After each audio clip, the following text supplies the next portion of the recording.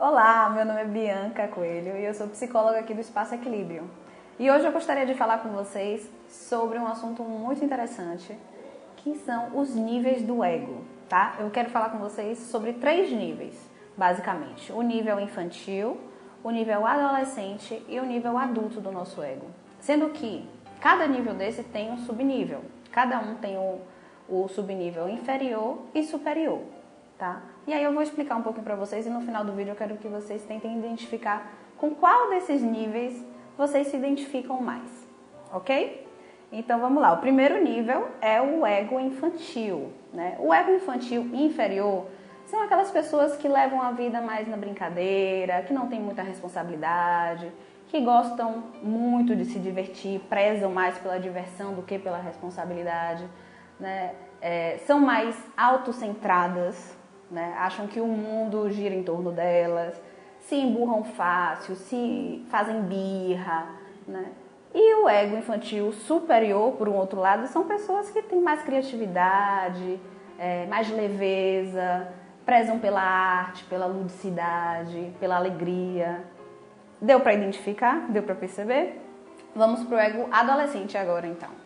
O ego adolescente inferior são aquelas pessoas mais revoltadas, rebeldes, os rebeldes sem causa, sabem como é? Que gostam de competir, que gostam de se sobressair, de destacar.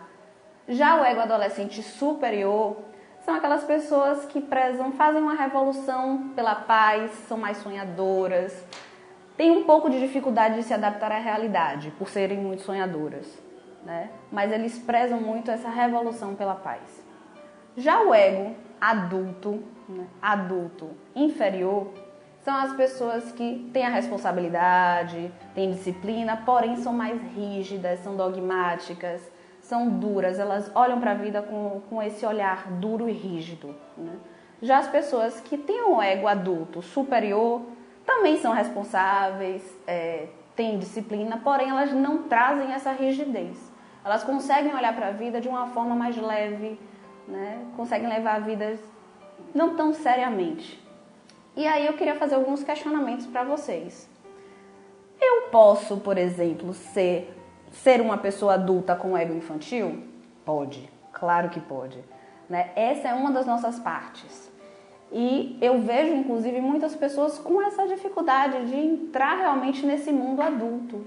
São pessoas que vivem prezando pela brincadeira, que não conseguem realmente encontrar um trabalho porque vivem na faculdade, fazem 10 anos, ficam 10 anos dentro de uma faculdade, porque realmente tem essa dificuldade de entrar nesse mundo adulto. E aí ficam engessadas naquele ego adolescente e não evoluem esse ego, tá?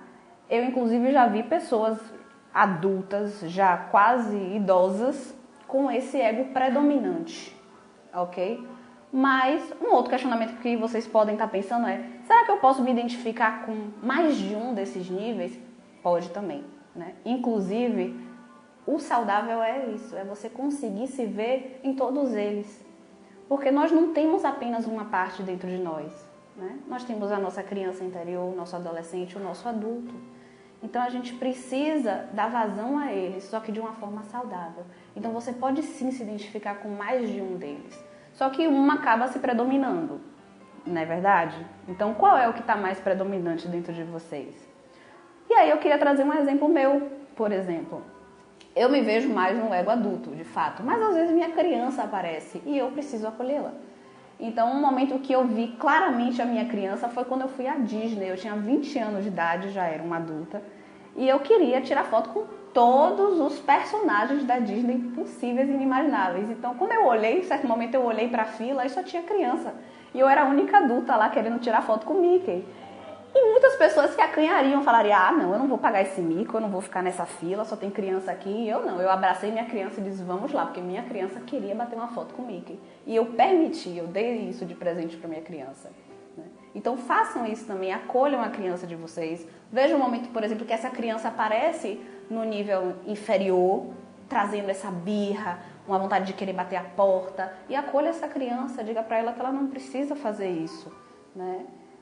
Tenta trazer o lado mais superior dessa criança, tenta se conectar mais com isso, tá ok? E é a reflexão que eu queria deixar para vocês, né?